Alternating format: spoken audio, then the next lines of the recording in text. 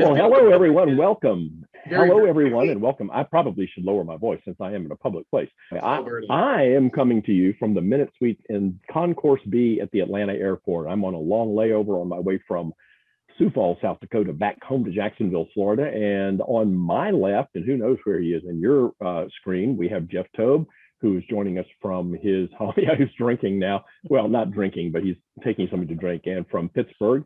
And we have Sanjay Nath, who is from Oakville, Ontario. And we have Michael Kerr, who is from the beautiful Canmore, Alberta. And the face that many of you will recognize, but maybe not all, we have Steve Browne. And I want to take this moment just to introduce Steve and to welcome Steve and to thank Steve for being here with us. Steve Browne is Chief People Officer at LaRosa's Family Pizzeria in the Cincinnati, Ohio area. Steve is one of the most unusual HR professionals I know, and I say that only in the most positive of senses. Steve is also the author of at least 2 books, HR Rising and HR, tell me, what's the other one, Steve? I had it in my mind. HR on Purpose. Of course, HR on Purpose and HR Rising. Are there others? No. Okay, that's all. Okay, yeah. All right. So, but how many chief people officers do you know that have written any books at all? So we're going to stop talking and welcome Steve and thank him for being here. And we have a couple of questions that we want to start with.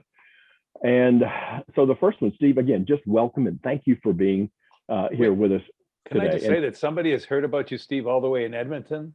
Not Kentucky Edmonton, or the Alberta. UK. So how's that? I know people all over, which is cool. That's right. Well, and I have to say that, Steve, you were a listener request, and that request came from a listener in Alaska.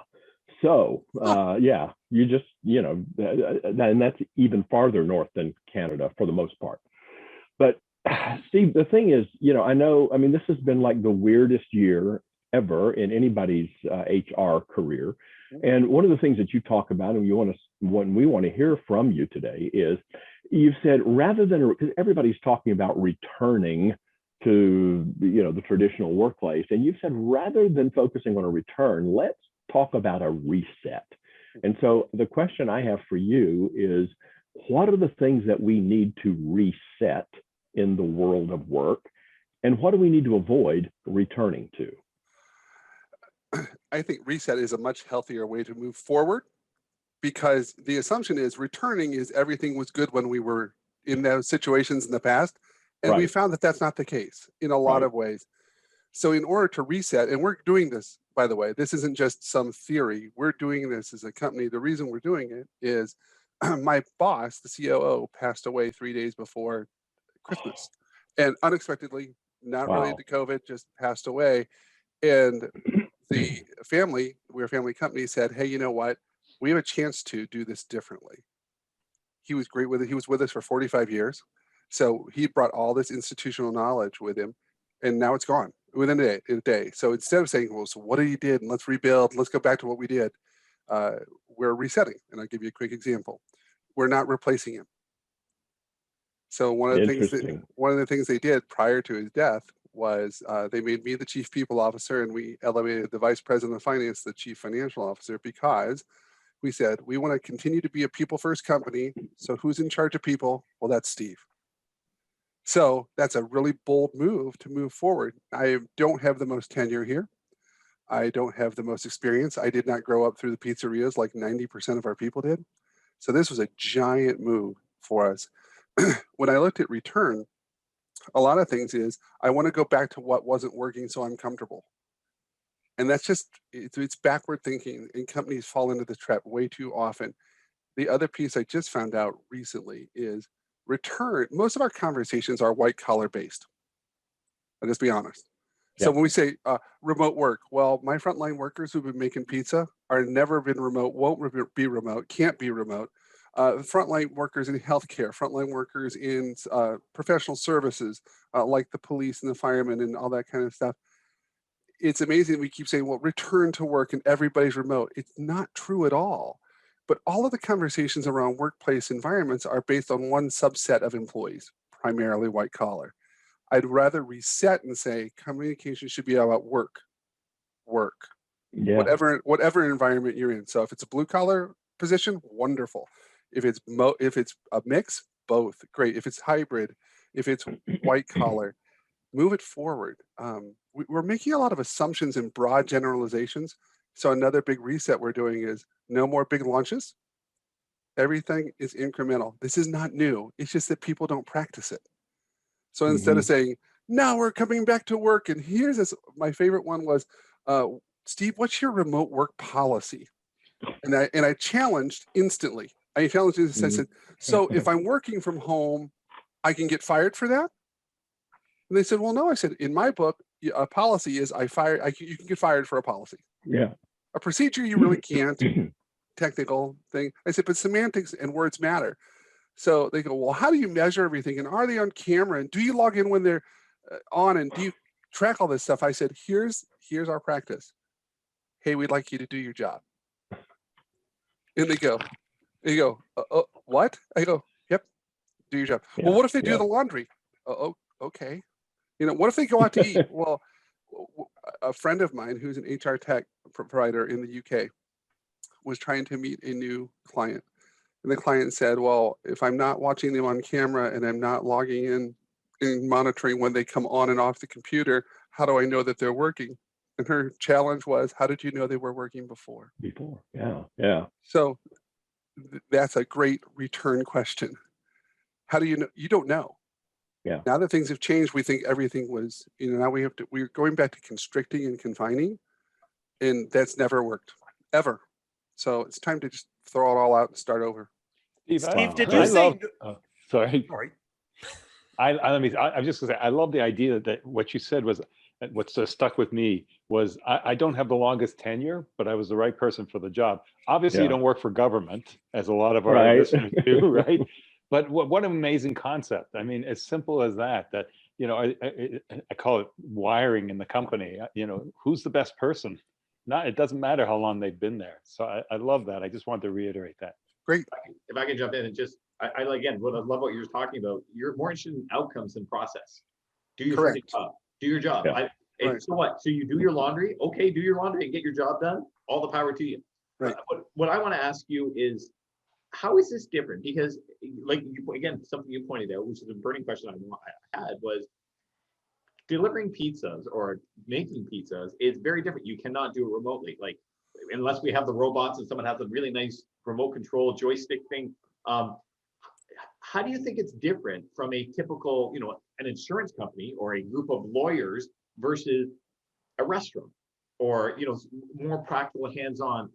How does the reset versus return change from industry to industry? It's a great point, Sanjay. I think it's this. I don't think we look at work. We look at people showing up, visible, and attendance. And we have old systems that do performance management, which is never followed through. We base annual goals when people can leave at any time for any reason.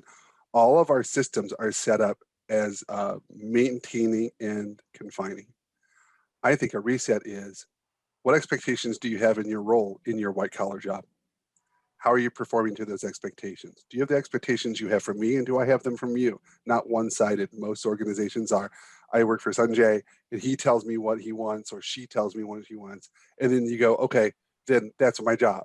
Instead of my boss, Kevin, the one who passed away every year, we'd sit down and he'd say, so what are your expectations of me? And let me tell you my expectations of you. Yeah. And we worked on that every year. No goals, no milestones, expectations. Because the reset for me is this. I think you can change organizations behaviorally versus how it's traditionally been done. If I have great expectations of you, if I know you're going to do your job, if it's strengths-based, I don't focus on your gaps, I focus on what you do well. You said outputs. I thought a great one. One of my things I'm just working on is I'm not going to focus on outputs without your input.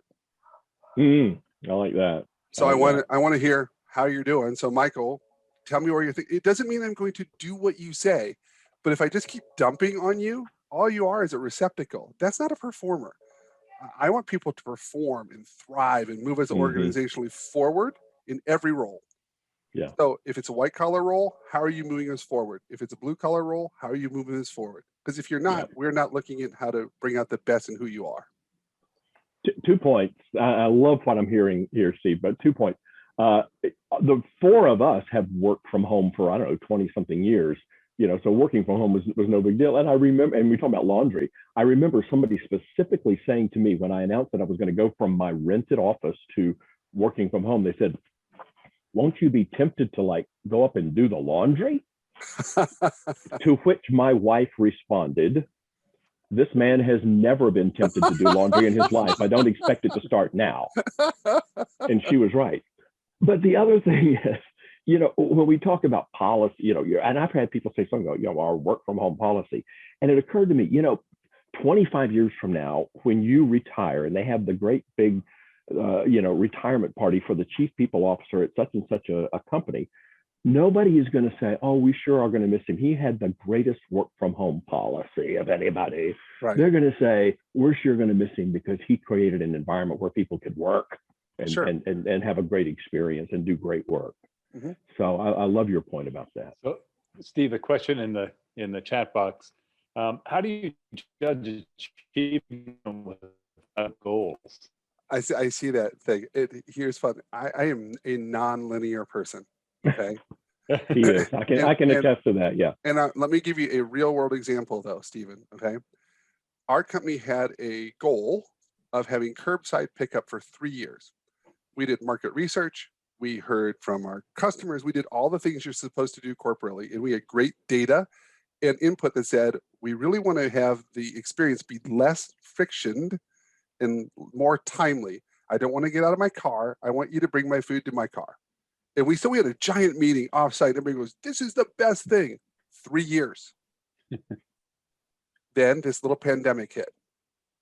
And Michael took my flip chart, and you can't see it. I have a flip chart. I'm old school. I like to draw and do all kinds of crazy stuff just so I can get out of my brain.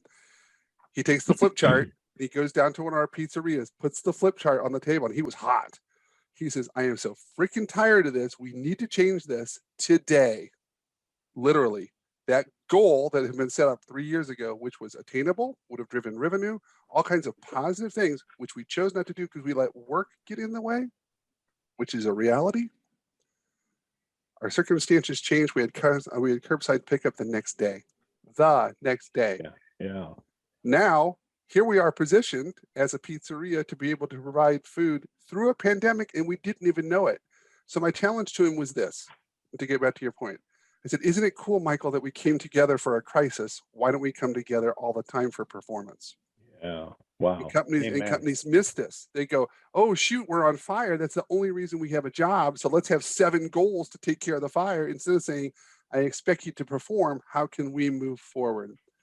I don't mean goal. I find goals limiting only because we make them very stagnant and concrete. Circumstances change every day. And we need to have more of a flow and a continuum and change with the work, ebb and flow, because it's honestly how work happens. We keep trying to make a linear system in a continuum. And I struggle with that. I think if you have milestones, which is semantics, I know, milestones are different. But what's funny is we think goals start and stop. Life doesn't start and stop. If I get this done, work's already going on. It keeps moving. Yeah. So what's the milestone? What's the benchmark? How do you measure the continuation of work instead of the static start and stop, jerky or big launch stuff? The thing that people say all the time is flavor of the month. We've done this a million times.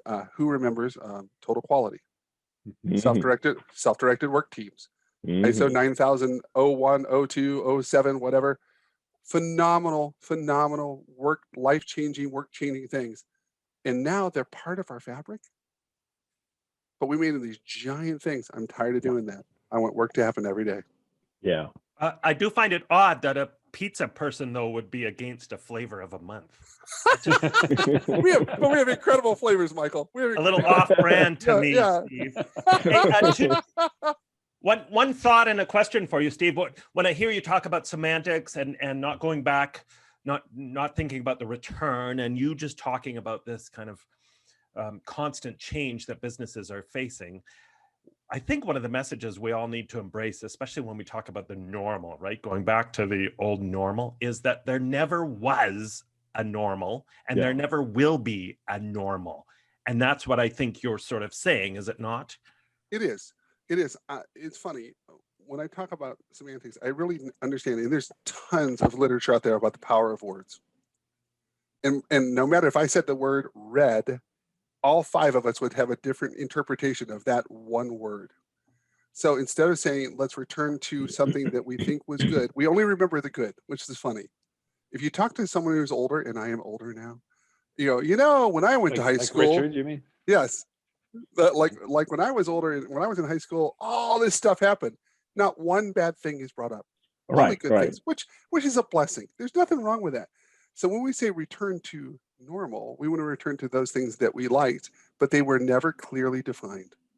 Yeah. Well, it reminds me of the line in the Billy Joel song, you know, the good old days weren't all that good and tomorrow's not as bad as it seems. You know? Good reference. Good reference. Billy Joel never. Yeah. Some of us would know about that.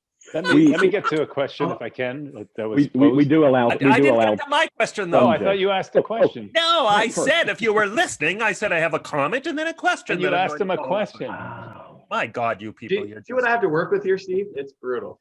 It's wonderful. I love it. It's a good thing we like each other. Go ahead, Michael.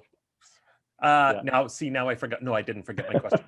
A couple of times, Steve, you've mentioned blue collar, white collar. So I have this challenge with a lot of clients. So I'm curious to hear your thoughts. Do you do anything intentional to break down those barriers, those divides between white collar and blue collar, so that everybody feels like they're just on one team? Yes. Oh. Yes. And I think the thing is, we changed the collars. No. Everybody has different names for their people. We're team members. But it's funny, when I first came here, I was a little skeptical. I was like, is everybody really on a team? You know, is it really team oriented? Because you have the same struggles regardless of what you have as the title or label for people. So I think you have better communication by building relationships. So one of the other big things I'm working on as a reset is I don't believe there are silos in organizations. I believe there are lack of relationships. When a lack of relationship occurs, a silo happens. So my thing is how do I build relationships to eliminate the silo? So if the separation is a reality, it could be Steve's a jerk, we don't like working with him. Or, you know, I mean, it's really behavioral when you get down to it. So my thing is, as the head of the people, how do I work with Steve to make sure that he is a good communicator or she is a good communicator with all of their staff? That we don't focus on problems only. We focus on the good thing. I mean, but it takes a lot of coaching. Once you get to behavior, white collar, blue collar, what you do for the company is not as relevant. I want to change from an organization that is role-based to people-based. Okay. So my 16-year-old cook who's just excited to have their first job has as much value doing what they do as the CEO. Yeah, excellent. Wow. Just a comment on that. Richard and I both work with, and part of our jobs is with rural hospitals. And one of my hospitals made that point, a CEO, small rural hospital, but said, you know, if we are people oriented, it doesn't matter what your job is. All it's about is the people, right? Right. And so you need to do jobs of other people in the organization. Anyway, I do have a question. Someone asked, rather than talk about things that are broken, what are Steve's ideas for making things better? Oh, I'm glad you said that. I know you don't know me, but I am one of the most positive people on the planet all the time. He is. I don't look at, oh my gosh, everything's effed up. I really don't. I just know that the majority of people come at work and life negatively. When you look at work systems, they're built on what's not being done versus what is being done. So we are reframing all of that. So a good example, we're going to change we have an executive management team meeting, which sounds so, executive management team. We're changing it to the communication and connection meeting because that's the function of the executives. So now I'm saying, what do you provide to the organization through what you do, regardless of your role? So we're reframing things so that they're less role-based. We don't have job descriptions. I don't do all the HR you're supposed to do. And what's funny is we've been in business for 67 years. We're incredibly profitable, and our sales are up during a pandemic without all of the structure that this mandate or people feel is mandated or has been mandated traditionally in our profession. How many employees, Steve? 1100. Wow. And if I can recommend a good book on reframing. Yes. But anyway, excellent. go ahead. But the piece that we're working on is just piece at a time. So my job has been shifting from doing much more a mix of transactional work to much more strategic work all the time, much more relation building all the time. I had a 2-hour lunch yesterday with our director of marketing to see, she's been with us a year. How are you doing? Where are you going? How's it going? And we're doing development one-on-one. I don't have a development program. I don't have a development budget. I mean, I'm working with her for her. Because one of my contentions that I've written about is I believe organizations from an HR perspective are much better if you take care of the individual. If I take care of the individual, the whole will work. If I keep trying to do it from a whole perspective, I will always fail. Because then you manage to exceptions instead of saying, I'm going to take care of each one of you. And I know by doing that, even though it takes more time, in the end, the whole will work because you're going to work towards that whole. So wow. To say what things are better, if you met me, you know me, I don't talk from a negative lens. I can attest to that.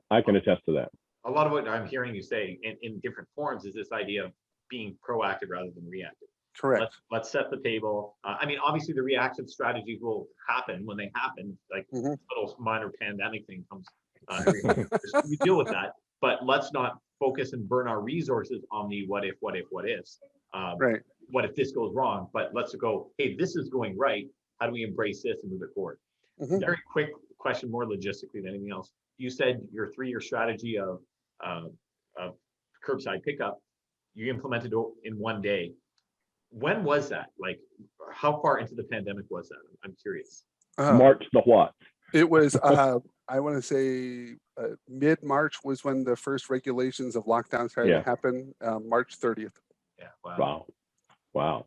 So well, let me, go ahead. Go ahead. No, well, I just want to ask you another kind of pandemic-related question. You know, we're starting to hear now about a lot of companies talking about return versus reset. So we're hearing a lot of organizations who have already phased in some kind of return to on-site work. And I know that most of your workers, those who are making the pizza and serving it, are not in a job where they could be working from home. But you do have some people who are working from home. But you also have a perspective kind of on the whole HR world and other companies that do have people who've been working from home. What do you know, we're hearing about, people don't want to go back to the office, others do. The CEOs are saying, well, but people have to come back to the office. What is your take on all of that? In terms of, and I guess I'm thinking in terms of, here's the classic HR answer. Talent. Yeah, classic HR answer. It depends. Oh yes, I know. And this is why. The majority of our office has been in person the entire time. The reason we did this was not because of a dictate and not because of an expectation, but more of a belief in our culture. We didn't think that it was right for our cooks and our drivers and our servers to be at work in person with the public. And I have the ability, because of my role, to be at home. So we said, we're very much a company that says we want to model the behavior we expect in others. It's just one of our tenets. It's not on a wall. It's just in our bodies. It's what we do. So my thing is for organizations is ask a different question. How best can this person do their role? And then make the exception as needed. I have a handful of people, one person for a health reason, who says, look, I really am concerned and I don't need to. And I said, that's great. Can we reevaluate this in 6 months? They said, that'd be great. And I said, great. But it was a one-on-one connection on the phone, on Zoom, talking to that person. Very, very, very rarely is something coming from my desk on an email across the organization. Very rarely. So again, a relationship-based decision, not an edict-based decision. Right. And then you turn it the other way around. But you have to address the people that get snarky. And it happens everywhere. Well, how come Michael gets to stay home and I don't? I say, okay, go home. They go, well, I don't want to go home. No. If you're going to complain about him, we don't talk intentionally to our people. We just pussyfoot around. Well, our policy says, and let's write an edict about this instead of saying, I'm going to talk to you as an adult. because what you do has value, but I'm going to quit getting away from this. Oh, come on. Don't you feel, is everything okay? My thing is, I should already know if you're okay or not. I should already have a relationship to know things are going well. When you have that personal issue, and this is another thing I'm working on, is the mirror effect. And I know, again, it's not new. It's just not practiced. If I get Jeff's attention all the time and Jeff's above me, and I value having Jeff's attention, and we're talking about that, I say, Jeff, that's great. And Jeff says, Steve, I want you to do the same thing for everybody else. If my time is worth it, your time should be the same for everybody else. And people don't do it. They just want to hear from those that they feel control their future, which again is a myth in my head. It's more because time is value in investing, let's do it for everybody, but you have to teach it and teach it and teach it. Yeah. Then you get away from questions like this. But I know HR departments who go, I can't do that. I challenge that. You choose not to. If your organization says no, we're just not framed that way, and there aren't. There are companies here in Cincinnati that are going to stay remote, and there's a variety of reasons why they're doing that. So that's like, if that's your status, then how do you expect people to do their best job and equip them to do it? Yeah. Everybody should put this banner up in their workplaces. I think, Steve, you reminded me of it again, bringing up policy. When policy fails, try thinking. Oh, I love that. Yeah, that's great. We have a question, and I think that from Rob Morris, but I think we know the answer because you explained this at the beginning. What's the one expectation your CEO has of you that resonates the most? But you don't have a CEO at this point. No, I have a CEO. I don't have a COO. Oh, I'm sorry. Okay. I tell this story about Michael all the time because he said this in a meeting, and I laughed so hard. And again, if you know me, I'm like this all the time. So if something's funny, I laugh. I don't go, oh, good point, CEO. He says, Steve, you have a lot of ideas, and I like most of them. And I lost it. I'm like, that's fantastic. He goes, yeah, some of your ideas I don't think are good at all. I'm like, do you tell that to everybody or just me? And he goes, no, I feel comfortable with you. I go, well, see, there you go. So his expectation is I'm supposed to bring things to him to move the organization forward. He also allows me the latitude to challenge him when I need to. So we have that relationship. So if I see a blind spot or if I hear of something that's concerning in the organization, I have the credibility with him to sit down and go, Michael, wanted to let you know. Now, I'm also a safe space for him. So if he wants to dump his bucket with me, he can. Dump his bucket. I like that. So we're very simple.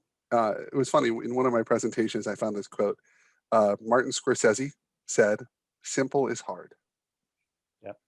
And so when you look at organizations and what we are all trying to do, we're trying to figure out this massive, intricate, multi-layered, contextual thing instead of saying, hey, dump your bucket.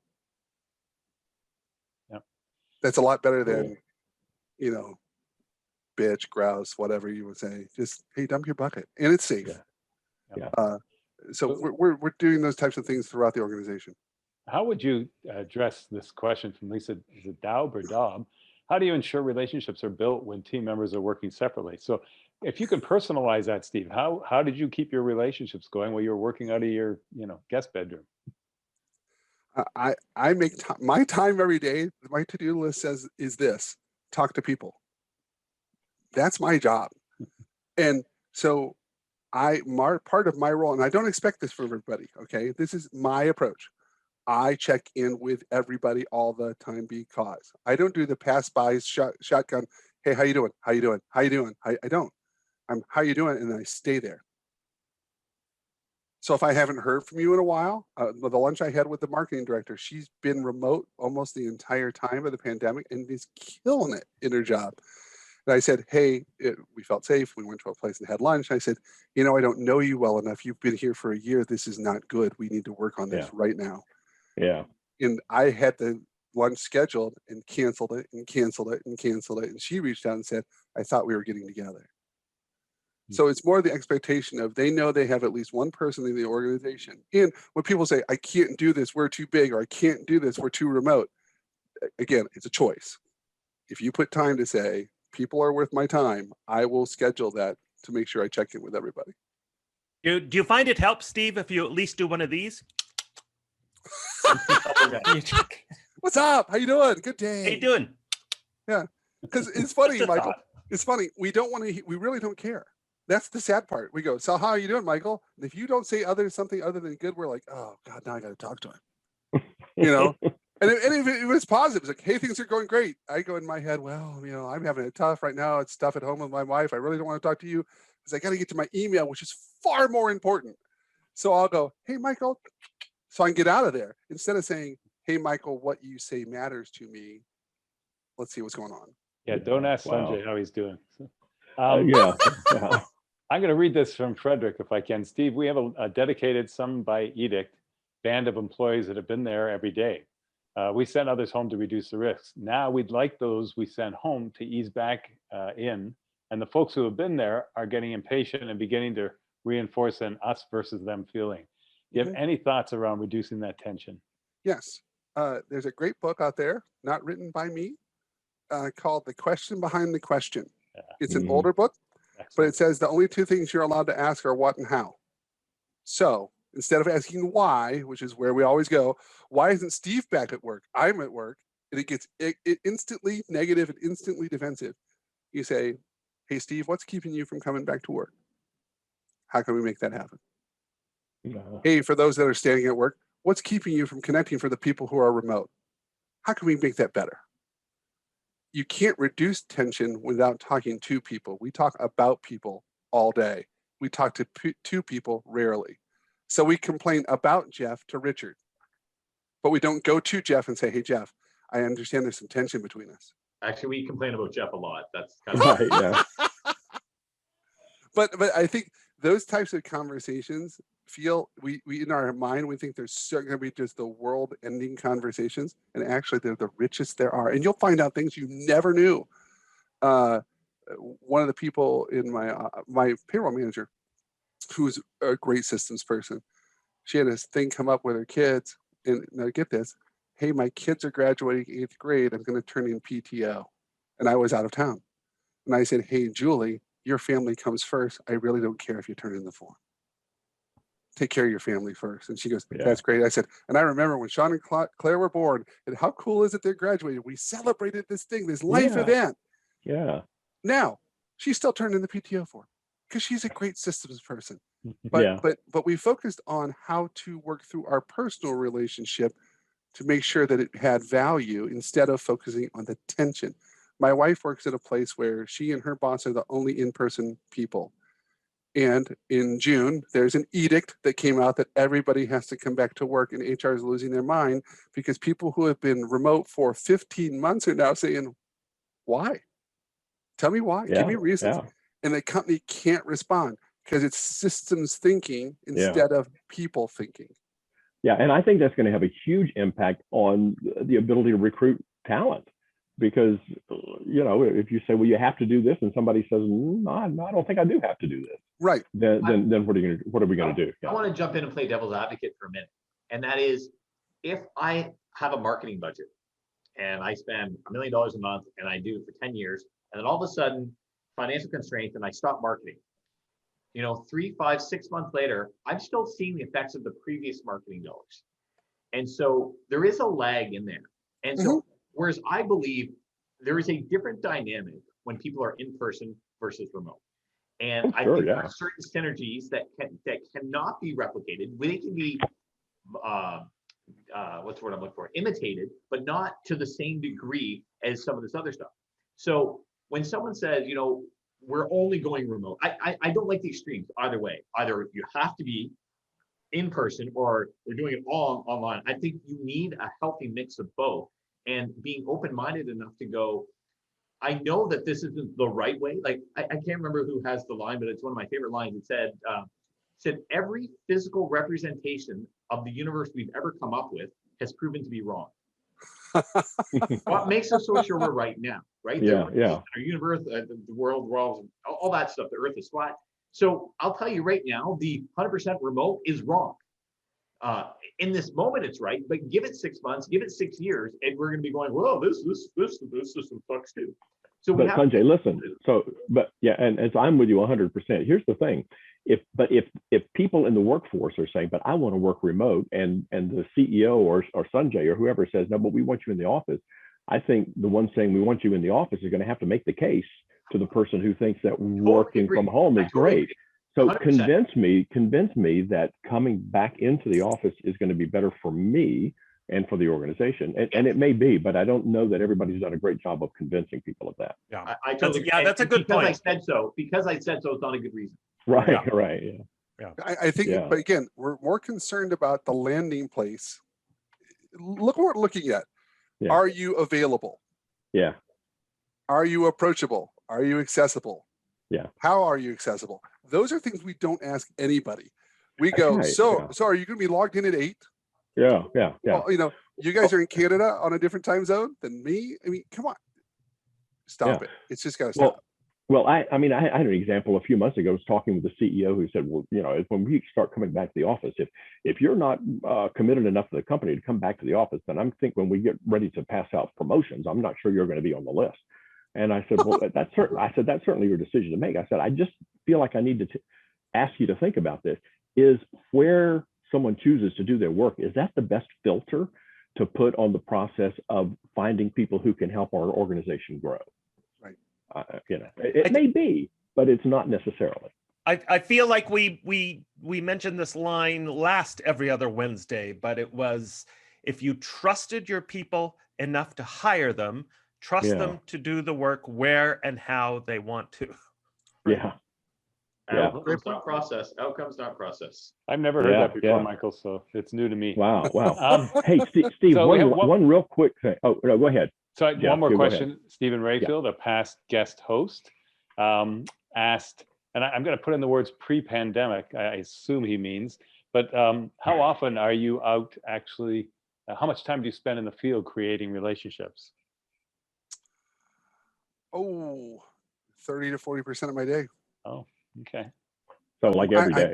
I'm rarely at my desk. I mean, it just, because I made remote work happen because I have a computer and I can go somewhere. I was at a pizzeria this morning. I was at my bakery yesterday, and the call center tomorrow. I mean, I don't schedule it. Sometimes you have to go because of situations, but I've tried to change from situational HR, which you need to do. Okay, so don't think of either or. One of the other big things I'm thinking about, it's not new, but people don't practice it. I want us to be an if-then organization instead of an either-or organization. Mm-hmm. If I need to be in the field, then I'm in the field. Not when are you in the field? If I need to be there, then I need to be there. Yeah. Okay. And I'm trying to give that same permission to everybody so that they have that same ability. Now, if somebody is a great desk person and that's their role, our one person, Nancy's been remote and is going to continue to be remote, and it works so well for her and for us. Nancy, if I need to get a hold of you, then what do I need to do? Yeah. Not where you're working. Yeah. Steve, let me ask you this and see if you can answer it in about 2 minutes, because a lot of people have been asking the question, okay, you're in food service. We keep hearing food service can't find people. And yet unemployment is not back down as low as it was pre-pandemic. Mm-hmm. What's your take on that? What's the deal with that? It's by far the next biggest challenge we faced, far more than the pandemic. The pandemic was something, in my generation, it's the first thing that was global. The last big global thing was like all the way back to like World War. There have been huge pockets of issues throughout the world, but this was the first global thing. The staffing thing is this. The labor shortage we predicted in 2010 is now here. There aren't as many people. It's statistically impossible. Also, organizations did not have to move as rapidly as they could have, and we chose not to because we were comfortable. Yeah. Now we have to become an employer of choice because, not some result of a pulse survey, but we're an employer of choice because at LaRosa's, we do this, and this well. If you go, well, I don't want that, then find somebody who does, that you want to go somewhere else. Yeah. We have to be more proactive, Sanjay, to what you were saying. I want people to come work for us because, instead of I have job openings. Yeah. So job openings are a reality. Mm-hmm. How do we approach people? So we're taking a look at all different ways of doing it. And the way we're doing it is we're not making an HR function only anymore. It's an organizational issue. Therefore, the organization should respond. So we have an operations person or people, marketing, HR, those three components are working on how do we best address this to turn this around to give us the best opportunity. And that's the best we can hope for. I want people to work for LaRosa's. We have an incredible culture. We have an incredible tenure. We have an incredible history. It's a great place to work. But I need to convince you of that. Yeah. And right now, to the employees, our candidate side, they have many, many choices. Yeah. So if somebody is too restrictive in their mind, and I wish employers would listen to us, you don't get to decide for an employee anymore. And you never really did. Yeah. Yeah. You know, if it doesn't fit, they're going to go. And this isn't a generational thing like we keep trying to paint it. It's a person thing. If it doesn't fit what I need to do, I can go somewhere else. And they will. Steve, I talk about that very thing in the soon to be made into a picture. Hire, and you have the best laugh, Steve, by the way. I know. People have pointed that out in the chat box. Let me just say that I went for a walk yesterday, and I don't know if you have this in Canada, but we have stores called Dollar General all over the US, you know, dollar stores. And it was closed. It's never closed. And there's a sign in the window, which I thought was very ironic, that says, you could be making $15 an hour to work at the best place in Garfield, which is the neighborhood. And yet closed. And then the little sign underward said, we don't have enough employees to keep open today. Right? Yeah. And we'll open tomorrow, hopefully. And it's that, you know, there's that dichotomy, I think, out there right now that it's going to be a huge challenge. I think what you're going to see is workforces are going to evolve. Yeah. Again, we haven't changed the workforce model. So now things, since I don't have as many people, what should I do? Yeah.